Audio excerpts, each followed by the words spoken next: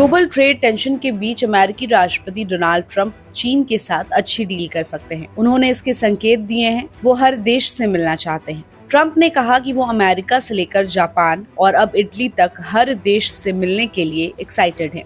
वहीं चीन के कॉमर्स मिनिस्ट्री की तरफ से भी बयान आया है कि वो अमेरिका से बातचीत करने के लिए तैयार हैं, लेकिन ये टैरिफ की धमकी बंद करनी होगी और इक्वालिटी के आधार पर बातचीत करनी होगी। राष्ट्रपति डोनाल्ड ट्रंप ने 17 अप्रैल को कहा कि उन्हें ट्रेड डील को अंतिम रूप देने की कोई जल्दी नहीं है। उन्होंने इटली की प्रधानमंत्री जॉर्जिया मेलोनी के साथ बैठक में विश्वास जताया कि यूरोपीय संघ के साथ समझौता करना आसान होगा।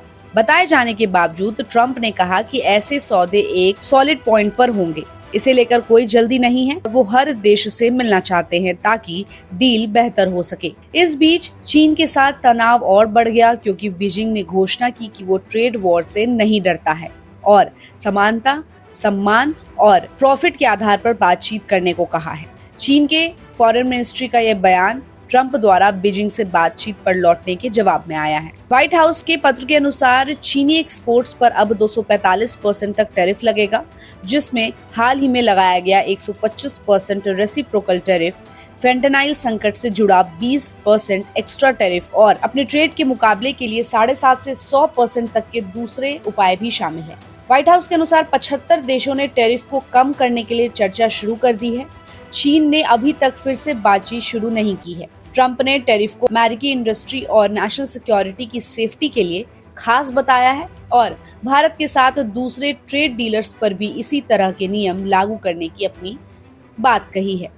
जैसे जैसे दूसरी जगहों पर बातचीत आगे बढ़ रही है, चीन के साथ दुनिया की 2 सबसे बड़ी इकोनॉमी के बीच लंबे समय तक मतभेद का संकट रहता है। इस बीच आपको बता दें कि अमेरिका पर हांगकांग ने पार्सल को बैन कर दिया है, यानी कि ना ही कोई पार्सल अमेरिका से चाइना आएगा और ना ही चाइना से अमेरिका।